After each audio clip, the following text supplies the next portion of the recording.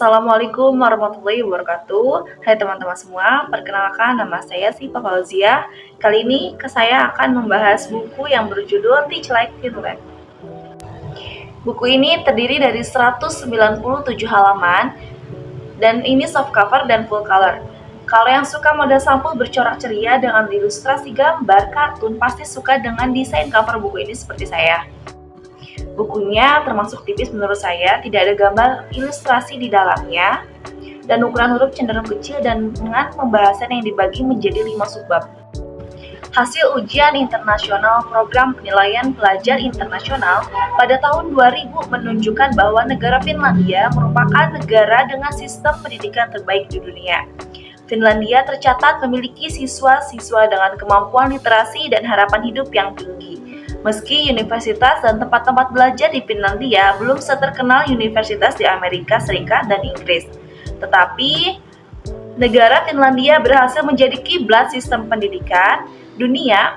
Finlandia telah dikenal lama memiliki sistem pendidikan yang unik namun efektif melahirkan siswa-siswa yang cerdas. Semua itu bisa diraih tanpa membebani anak didik dengan jam pelajaran yang ketat. Buku yang berjudul Teach Like Finland karya Timothy D. Walker berhasil menjadi potret pendidikan Finlandia dari kacamata non-Finland. Timothy D. Walker adalah seorang tenaga pengajar berkebangsaan Amerika yang saat ini tinggal di Finlandia dan telah menulis beberapa buku yang berkaitan dengan pendidikan. Buku Teach Like Finland terbit pertama kali pada tahun 2017 di New York oleh Norton & Company. Buku ini memuat 33 strategi yang Timothy klaim merupakan rahasia dari keberhasilan pendidikan di Finlandia. Buku ini diawali dengan kisah Timothy mengenai alasan dirinya mengajar di Finlandia. Dia juga menceritakan respon yang dirinya berikan terhadap kehidupan di Finlandia. Buku ini sangat informatif, menyajikan pendapat-pendapat ahli dengan dipadukan dengan cerita pengalaman pribadi penulis. Bahasa yang digunakan baku tetapi ringan, sehingga nyaman dan dapat dinikmati oleh orang-orang yang tidak bergelut dalam dunia pendidikan. Buku ini terdiri dari 5 subbab. Yang pertama tentang kesejahteraan, bercerita bahwa sekolah Finlandia telah membuktikan untuk meraih sukses tidak harus bekerja dengan cepat atau menjadi gila kerja. Namun berjalan dengan irama santai pun bisa mengantarkan Anda menuju kesuksesan, bahkan tidak hanya sukses namun juga bahagia. Yang kedua tentang rasa dimiliki, membuat seseorang merasa nyaman menjalani proses belajar mengajar. Selain itu, pada awal jam pelajaran, guru bisa menunggu di depan kelas dan memberikan sapaan bagi tiap siswa. Bab ketiga itu tentang kemandirian. Kemandirian sangat membantu dalam proses belajar seorang anak. Ada beberapa cara yang bisa dilakukan agar menjadi mandiri, terutama saat belajar di kelas. Berikan kebebasan yang bertanggung jawab pada siswa sehingga ia bisa mandiri namun tidak membatasi koridor yang ada. Mendorong pembelajaran tujuan di dalam kelas dengan cara mengajak siswa melakukan kegiatan langsung secara nyata. Jika sedang berada dalam kelas matematika, tunjukkan bagaimana penerapannya dalam kehidupan. Hal itu tentunya akan membawa kegembiraan bagi siswa hingga mereka semakin bersemangat untuk belajar. Selanjutnya bab 4 tentang penguasaan. Ada beberapa strategi pengelolaan kelas guna untuk mengembangkan penguasaan siswa seperti Anda bisa melarang materi pelajaran tertentu dengan pelajaran berbasis proyek. Selanjutnya bab terakhir, bab kelima tentang pola pikir.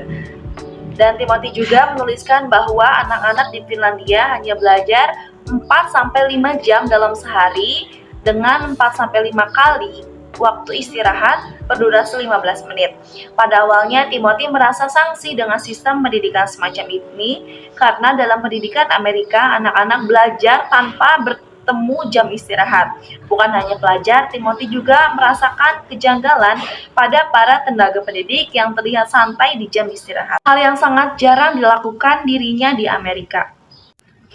Buku ini menggambarkan bagaimana seharusnya pekerjaan itu bekerja, bukan untuk memanipulasi hidup agar terus dalam lingkaran pekerjaan. Bekerja memerlukan manajemen yang baik. Saya sendiri merasa tersadarkan setelah membaca buku ini.